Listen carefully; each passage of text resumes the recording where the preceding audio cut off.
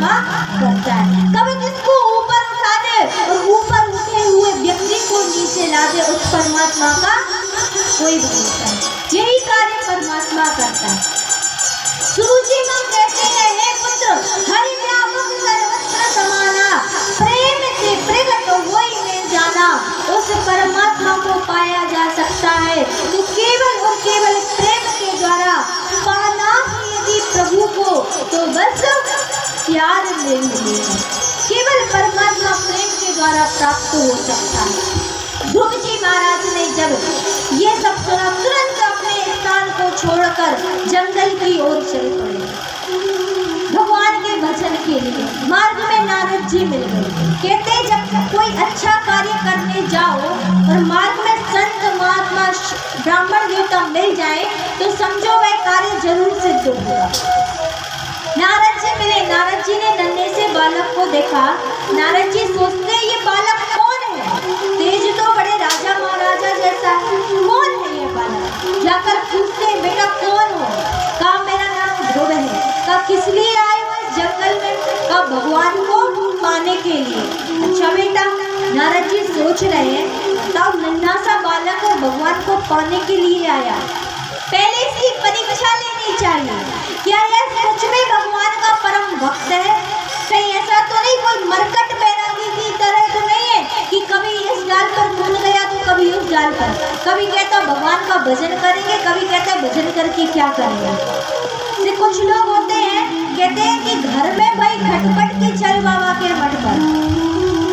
घर में थोड़ा सा लड़ाई झगड़ा हुआ, अरे हम तो घर छोड़कर जा रहे हैं, अब घर में कभी वापस नहीं आएंगे, कोई रोकना मत, हम तो चले जाकर भगवान का भजन करें। घर वाले रोकते भी नहीं, ठीक है जाओ। तो अब जैसे ही चले गए, स्टेशन पहुंचे, ट्रेन आने में थोड़ा सा विलम्ब हो गया, बैठे हैं, अब ट्रेन आया।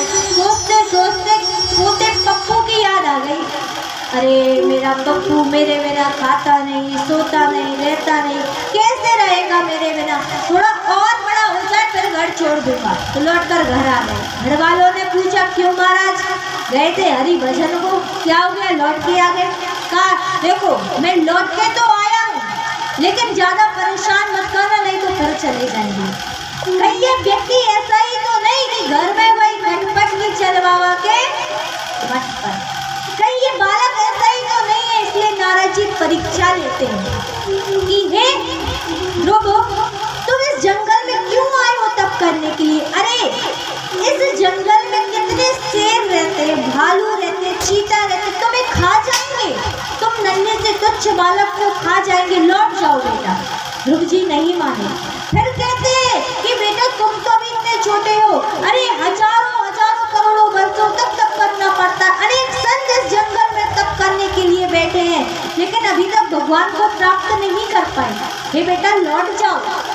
लेकिन ध्रुव जी नहीं माने। ध्रुव जी कहते हैं हे नारद जी, यदि आपको भगवान को पाने का कोई मार्ग आता हो तो मुझे बताओ, अन्यथा आप अपने रास्ते जाओ और मुझे अपने रास्ते जाने दो। नारद जी समझ जाते हैं भगवान का परम भक्त है।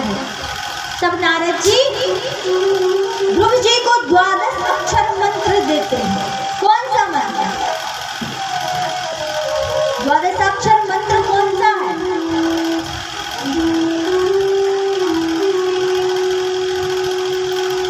पता है किसी को?